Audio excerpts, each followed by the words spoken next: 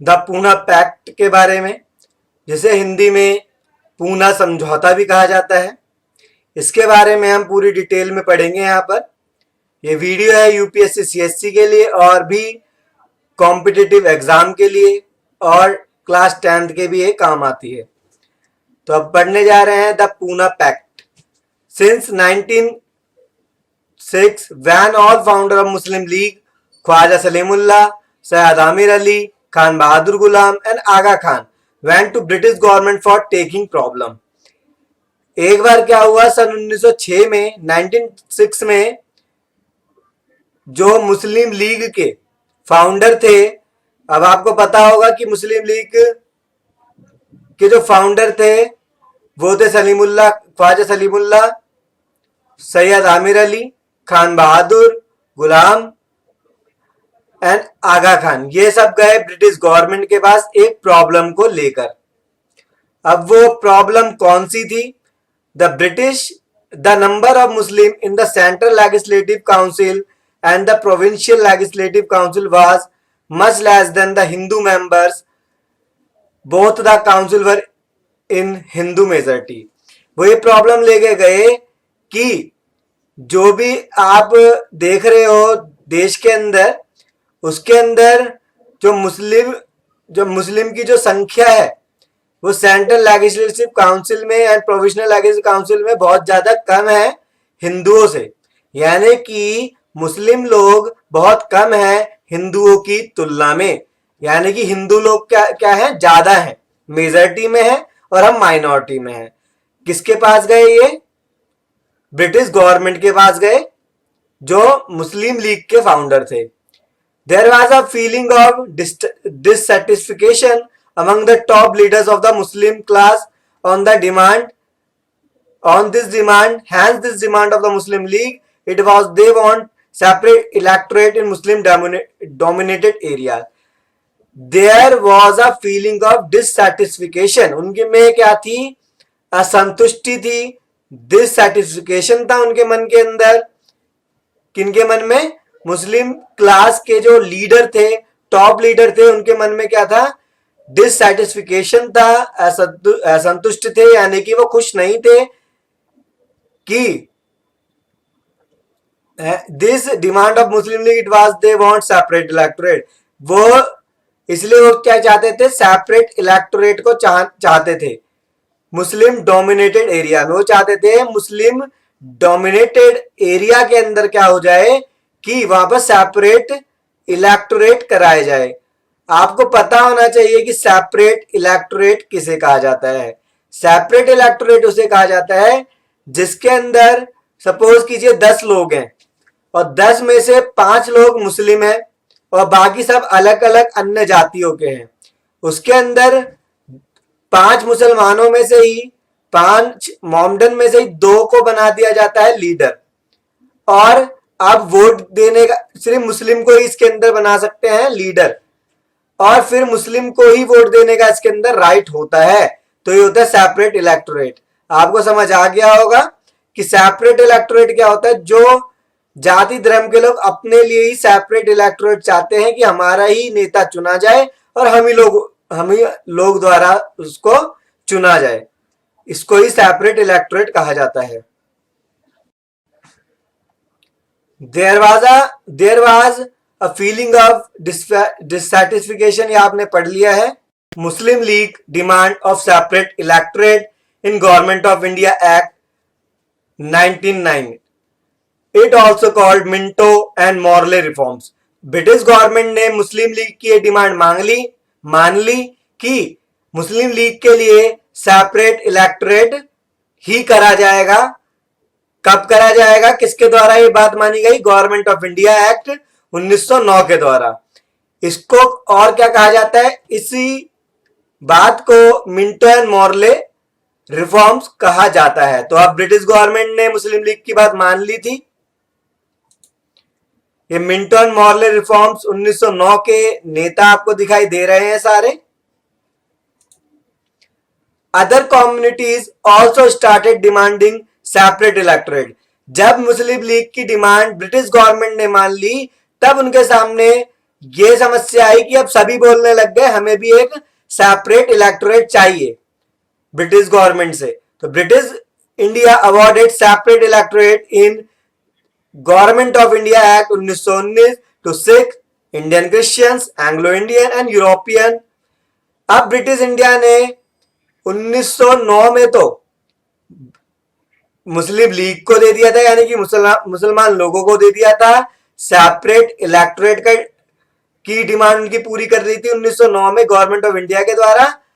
और 1919 में government of India ने Sikh, Indian Christian, Anglo Indian and European की बातों को भी मान लिया था।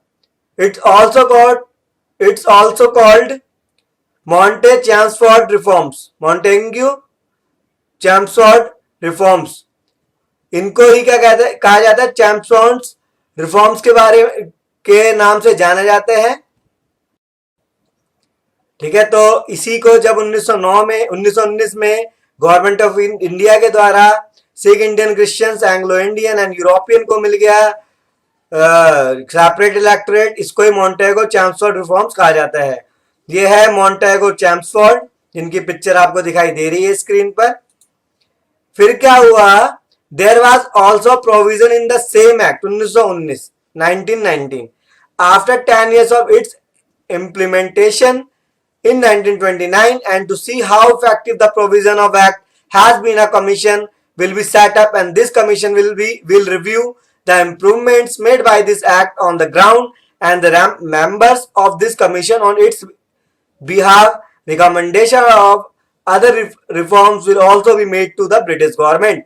यानी कि इस एक्ट में, यानी कि 1919 के एक्ट में यह बात भी ध्यान में रखी गई कि इसको 10 साल तक चलाया जाएगा और 10 साल में देखेंगे कि इसमें क्या क्या इंप्रूवमेंट हुई, क्या लोगों की बातों को उसमें पूरा किया गया, क्या इसमें खासियत थी। ये देखने में क्या करेगा, यहां से आप देख सकते हो, after 10 years of its implementation 1929 and to see how effective the provision of this act has been, कि कितना इफेक्टिव है जो प्रोविजन किया गया है। A commission will be set up and this commission will review the improvements made by the act।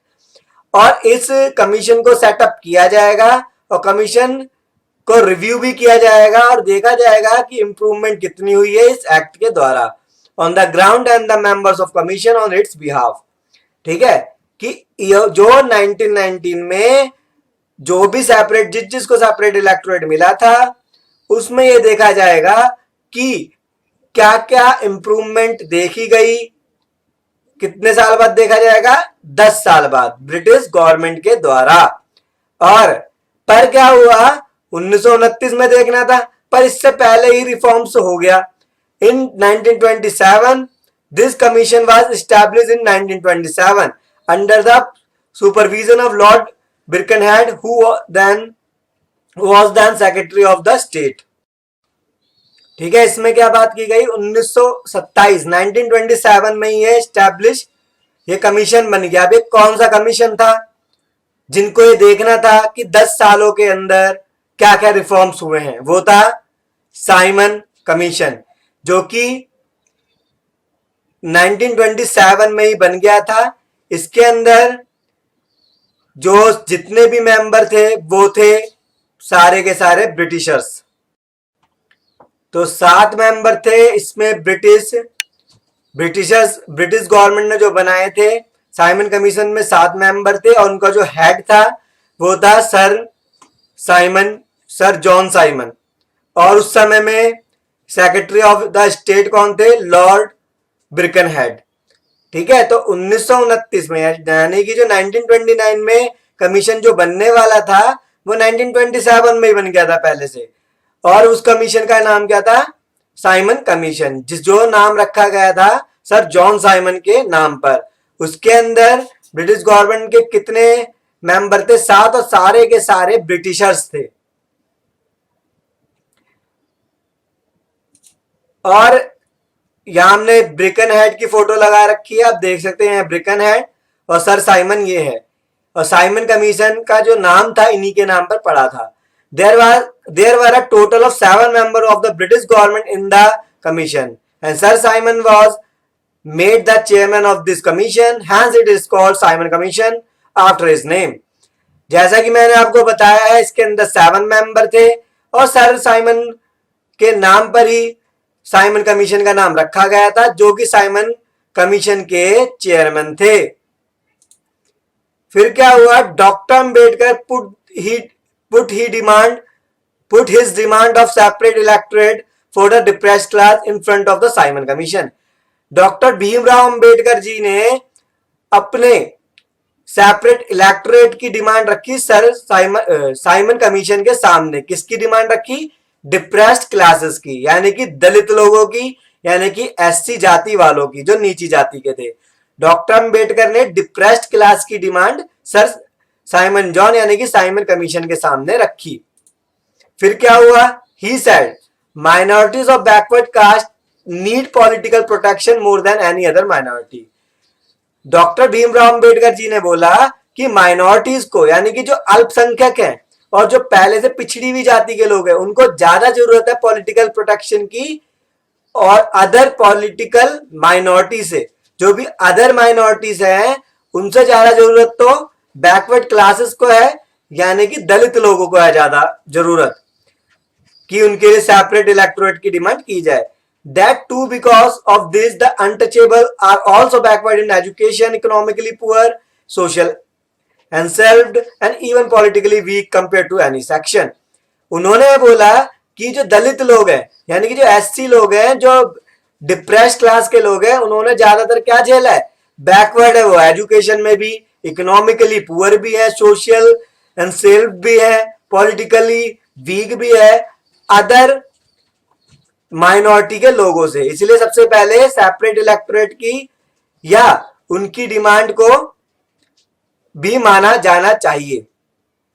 Doctor Ambedkar had to endure criticisms from the Indian public and politicians because the Congress too Muslim League was opposing Simon commission because there was not a single Indian in it.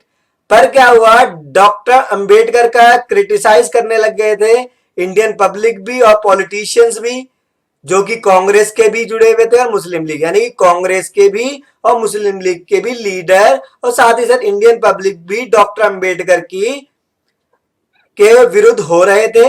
क्योंकि उन्होंने बोला कि sir Simon commission है, Simon commission के अंदर एक भी ऐसा नहीं है जो इंडियन हो, इसलिए वो हमारे देश के लोग उनका विरोध कर रहे थे। साइमन कमीशन, जैसा कि आपने कभी सुना होगा, साइमन कमीशन गो बैक।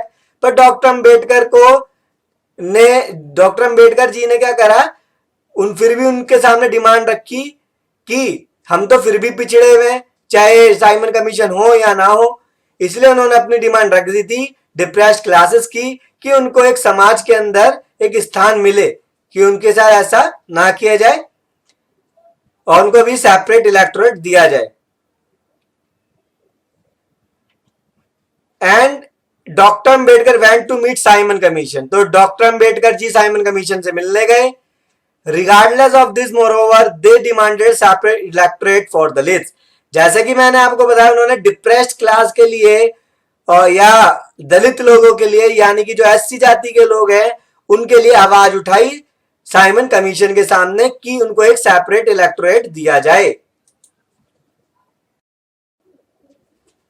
फिर Simon commission publish its report in May 1930, पर साइमन कमीशन ने अपनी जो रिपोर्ट थी पेश कर दी 1930 में।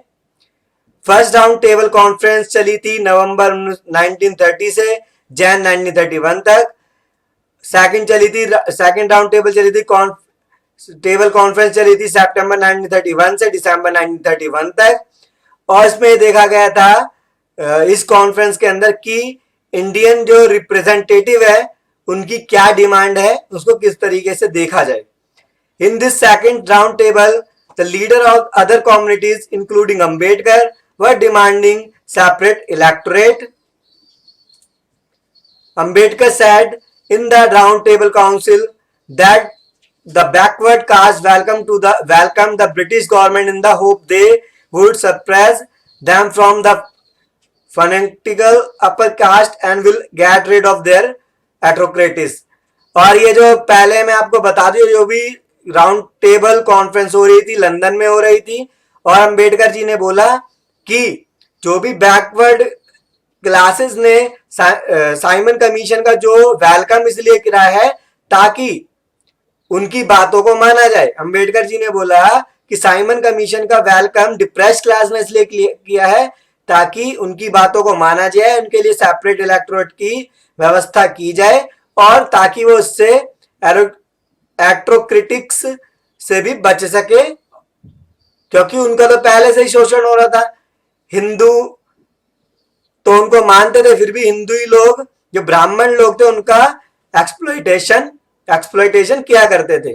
तब गांधी जी ने बोला, and Gandhi ji was demanding that a responsible government should be form in India at the earliest. Gandhi ji ने बोला हमें तो चाहिए रिस्पॉन्सिबल गवर्नमेंट एक जो should be form in India at the earliest, जो कि जल्दी फॉर्म होनी चाहिए। अब आपके माइंड में आएगा रिस्पॉन्सिबल गवर्नमेंट क्या होती है। रिस्पॉन्सिबल गवर्नमेंट वो होती है जैसे कि हमारे देश भारत के अंदर है, जहां पर किसी एक प्रतिद्वंदी को चुना जाता है, जहां पर जैसे कि सभी लोग को चुनने का अधिकार हो, चाहे वो हिंदू हो, मुस्लिम हो, सिख हो, ईसाई हो, बौद्ध हो, जैन हो, सभी अपने किसी भी कास्ट के किसी भी धर्म के प्रतिद्वंदी को चुन सकती है, कैंडिडेट को चुन सकती है। ठीक है। Ramsay MacDonald, who was the Prime Minister of Britain and also the chairman of the Round Table Council, made two major announcements. और रामसे मैकडोनाल्ड ये है जिन्होंने जो प्राइम मिनिस्टर ऑफ ब्रिटेन थे और चेयरमैन भी थे राउंड टेबल काउंसिल के। उन्होंने अनाउंसमेंट करी कुछ, the first 2 new Muslim provincial will be made in British India, Northwest Frontier and Province and Sindh। उन्होंने बोला मुस्लिम प्रोविंशियल विल बी मेड बनेगा ब्रिटिश इंडिया में और नॉर्थ वेस्ट फ्रंटियर में, प्रोविंस एंड सिंध। और सिंध का नाम आपने सुना होगा कभी, तो सिंध क्या है, Sindh was a province of British India from 1936 to 1947 and Pakistan from 1947 to present. जो सिंध था उस समय में पाकिस्तान भी भारत के पास ही था, सारा एक ही था, तो उस समय सिंध भारत में ही आता था। सिंध एक जगह का नाम है जो कि अब पाकिस्तान में है और ब्रिटिश इंडिया में थी 1936 से 1947 तक। After Pakistan creation the province lost the city of Karachi. The province lost the city of Karachi as became the capital of the newly created country. फिर एक न्यूली क्रिएटेड कंट्री का वहां पर हो गया था। आपको ये बात ध्यान रखनी है, सिंध है क्या थी, एक जगह का नाम जो कि अब पाकिस्तान में है। सेकंड बात उठी थी, he told the Indian leader that either you sit together and solve the issue of minority, otherwise the British government will solve the issue of this minority itself. उन्होंने बोला या तो तुम खुद रिपोर्ट बना दो, नहीं तो फिर हम जो चाहेंगे, हम जैसी रिपोर्ट बनाएंगे वही आपको माननी पड़ेगी। With this announcement in December 1931 the second round table council was abolished। अब क्या हुआ, जो दिसंबर 1931 में जो सेकंड राउंड टेबल थी वो एबलिश्ड हो गई, खत्म हो गई, यानी कि वो चली नहीं, सफल नहीं हो पाई। Gandhi ji was deeply disappointed by whatever happened in the conference. Gandhi ji इससे डीपली डिसअपॉइंटेड हो गए थे जो भी कॉन्फ्रेंस में हुआ था। तो गांधी जी लंदन से इंडिया पहुंचे। Gandhi ji return to India from London 28 December 1930 and want to restart now second phase of civil disobedience movement। फिर उन्होंने क्या करा, दोबारा से सोचा कि अब मैं सेकंड फेज स्टार्ट करूंगा सिविल डिसोबीडियंस का। पर उसके बाद क्या हुआ, returning to the new viceroy Willingdon. अब पर क्या हुआ, जैसे ही वो लौटे वायसराय विलिंगटन ने उनको जेल में बंद करवा दिया। Imprisoned all the prominent Congress leader including Gandhi ji on 4th Jan 1932 before the movement began। The second phase of civil disobedience remained silent as there was no major leader। Gandhi was kept in Zarwara jail in Pune। तो अब वो ज्यादा तेज निकले viceroy Willingdon. Gandhi ji के civil disobedience के second phase से पहले ही उन्होंने गांधी जी को साथ ही साथ कांग्रेस के बहुत सारे मेन लीडर को ही जेल में बंद करवा दिया, जिसके कारण गांधी जी सिविल डिसोबीडियंस को दोबारा से चला नहीं सके और उनको पुणे के जरवाड़ा जेल में बंद कर दिया गया। And Gandhiji found out in prison that Ramsay MacDonald had made some announcement in the British Parliament about the legislative representation of the Indian communities. Gandhi ji का जेल में पता चल गया था, जब वो जेल में थे, कि रामसे मैकडोनल्ड ने अनाउंसमेंट कर दी है British parliament about the legislative representation के बारे में और इंडियन कम्युनिटीज के बारे में पहले से ही। इसी की अनाउंसमेंट को, जो भी उन्होंने अनाउंसमेंट की थी और जो भी रामसे मैकडोनल्ड ने जो भी अनाउंसमेंट की थी, उसे कम्युनल अवार्ड या मैकडोनल्ड अवार्ड के नाम से जाना जाता है। There were two main proposal in the communal award. इधर दो प्रपोजल थे कम्युनल अवार्ड के। द फर्स्ट प्रपोजल था was the seat of the provincial legislative assembly would be doubled. जो भी प्रोविंशियल लेजिस्लेटिव असेंबली की जो सीट है वो क्या हो जानी चाहिए, डबल। सेकंड प्रपोजल था the Muslim, Sikh, Christian, Anglo Indian, European as well as depressed class would also be given separate electorate. और साथ ही साथ मुस्लिम को, सिख को, क्रिश्चियन को, एंग्लो इंडियन को, यूरोपियन को और डिप्रेस्ड क्लासेस को सबको ही क्या मिलेगा, सेपरेट इलेक्टोरेट। दिस मीन्स, क्या मतलब है इसका, कि डॉक्टर अंबेडकर जी की डिमांड को मान लिया गया और वो जीत गए। This means the demand for which Dr. Ambedkar had been struggling for 5 years was finally fulfilled by British government। तो ब्रिटिश गवर्नमेंट के द्वारा डॉक्टर भीमराव अंबेडकर जी की बातों को मान लिया गया, तो यहां पर वो सफल हो गए। On the other hand, Gandhiji expressed his displeasure at the communal award, especially for giving separate electorate to the depressed classes। पर गांधी जी को क्या हुआ, गांधी जी इससे निराश हो गए।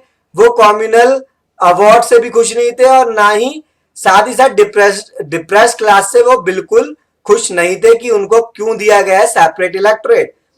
Gandhi ji was at Yerwada jail in Pune at the time and went on a fast unto that. जब उन्होंने सुना कि डॉक्टर अंबेडकर जी की बातों को मान लिया गया है, तो गांधी जी ने जरवाड़ा जेल के अंदर ही फास्ट अनटू दैट का के बारे में बोल दिया कि मैं आमरण अनशन करूंगा, यानी कि जब तक अनशन करूंगा जब तक मेरी मृत्यु ना हो जाए, यानी कि अब तभी उठूंगा जब मेरी बातों को मान लिया जाएगा। In protest against giving separate electorate to depressed class. तो डिप्रेस्ड क्लासेस के विरोध में उन्होंने आमरण अनशन यानी कि फास्ट अनटू डेथ को किया जरवाड़ा जेल में ही। Gandhi ji health was constantly deteriorating due to the fast. So big leader like Pandit Madan Mohan Malviya, Tej Bahadur Sapru, Sri Ram Gopalachari reached out to Ambedkar. He was requested to withdraw the demand for separate electorate। जब गांधी जी ने आमरण अनशन यानी fast unto death की बात रखी कि मैं आमरण अनशन कर रहा हूं जब तक सेपरेट इलेक्टोरेट नहीं ले लेते तुम डिप्रेस्ड क्लास से, तब उनकी हेल्थ बिगड़ने लग गई भूखा रहने की वजह से। तब बड़े बड़े जो लीडर थे जैसे कि पंडित मदन मोहन मालवीय, तेज बहादुर सप्रू, श्री राम गोपालाचारी, ये सबके सब अंबेडकर जी के पास पहुंचे, पर अंबेडकर जी ने उनकी जो इस रिक्वेस्ट को मानने से इनकार कर दिया कि मैं नहीं मानूंगा, मैं अपनी डिमांड को वापस नहीं लूंगा। But doctor Baba Saheb Ambedkar refuse his request. ठीक है, उन्होंने उनकी बातों को मानने से इनकार कर दिया। Finally there was some negotiation between doctor Baba Saheb Ambedkar and Gandhi ji.